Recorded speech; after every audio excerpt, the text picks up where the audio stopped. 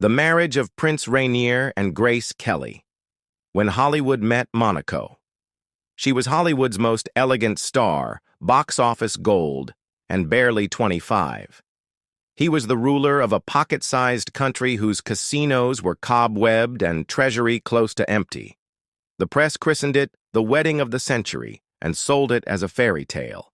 Behind the veil, the romance began as a cold, hard marketing ploy, one designed to keep a nation afloat.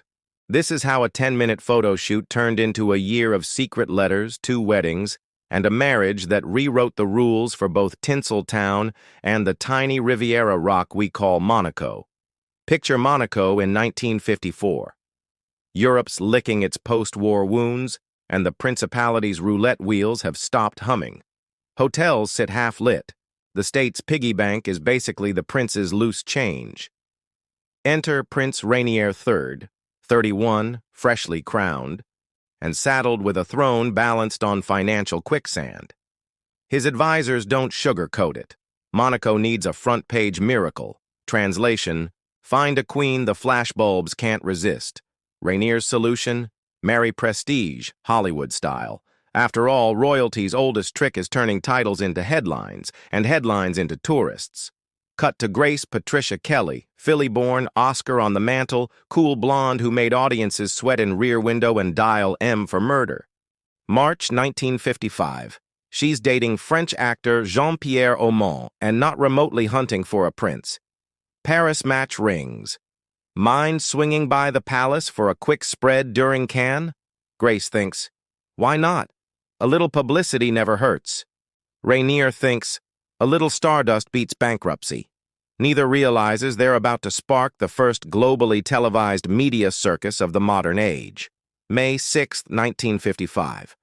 Rainier paces the palace courtyard, nerves dressed up as protocol. Grace steps out in a black silk dress, pearls, white gloves. Effortless. Official story, 10-minute courtesy call. Reality, 3 hours, 2 tours, 1 long tea overlooking the harbor, and a chemistry editors would kill for.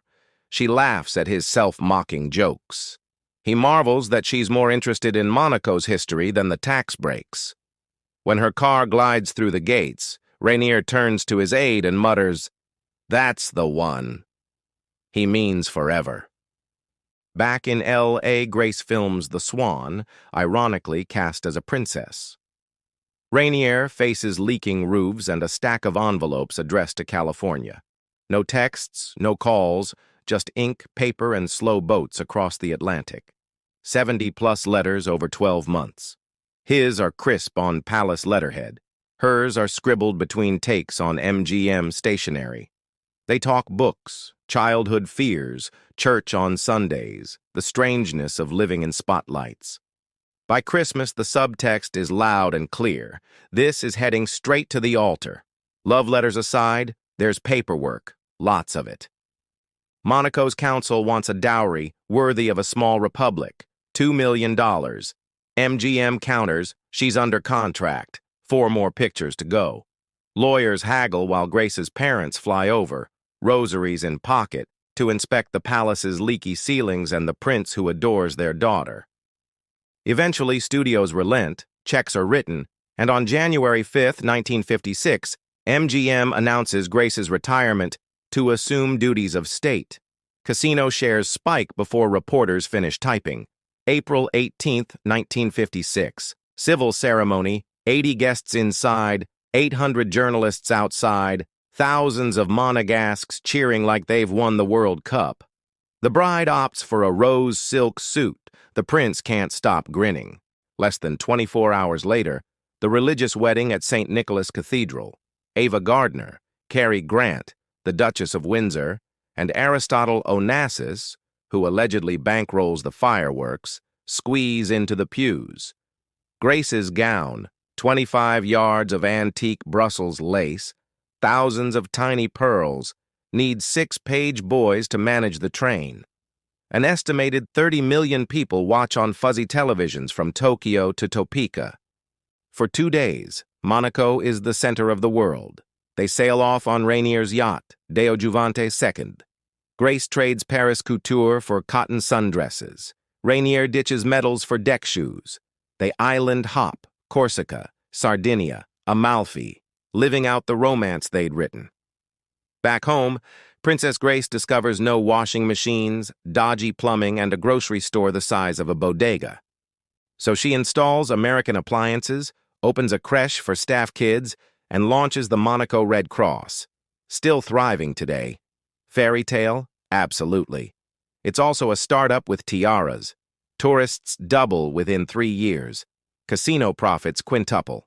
Caroline arrives in 1957, Albert in 1958, Stephanie in 1965. Hitchcock begs Grace to headline Marnie. She gently declines, staying faithful to her new role. Citizens dub her Notre Princesse. She reads to school children, funds rose festivals, quietly settles hospital bills. Rainier evolves from awkward bachelor to respected statesman, steering Monaco into banking, Grand Prix glamour, and luxury retail. They share 26 years before her 1982 car crash shatters the storybook. Rainier never remarries. Courtiers still place flowers on her side of the bed each morning. Today's royal weddings trend for a week, maybe 2. The Kelly-Grimaldi merger stayed headline news for decades. Designers still copy Grace's lace patterns. Every bride wants that Grace Kelly look. Monaco's current prosperity? It traces straight back to those televised vows that sold the planet on a sun-soaked tax haven with princess charm. And the notion that love can be strategic hasn't aged a day. Influencers monetize romance. Celebrities launch product lines. Attention equals survival. Exactly the calculus Rainier used in 1955. Was it love or merely a bailout swathed in Brussels lace? Critics point to the dowry as Exhibit A. Defenders cite the private letters, intimate, vulnerable, never intended for publication, as proof the heart steered the deal. Grace wore 2 engagement rings, a ruby and diamond Cartier nodding to Monaco's flag, and a massive emerald-cut diamond some insist was an MGM prop. Either way, she wore both till her final day. And the billion-dollar bump? Monaco's GDP roughly quadrupled within a decade. Coincidence never looked so good or paid so well. Imagine a streaming superstar, say Zendaya, marrying the heir to a cash-strapped microstate with killer coastline. Twitter would detonate. Sponsors would knife fight for placement. The UN would call it soft power. The playbook still works. Attention converts to capital. Narrative becomes GDP. Difference? In 1956, the couple curated every photograph. Today, a drone would buzz over the honeymoon yacht before breakfast. Maybe that's why Grace and Rainier remain irresistible. They executed the last pre-internet royal brand merger, half fairy tale, half IPO, all spectacle. So could a marriage half romance, half rescue operation survive TikTok tell-alls and Reddit threads? Let me know below. Hit like, share with the friend who still believes in fairy tales, and subscribe for more history that plays like a movie.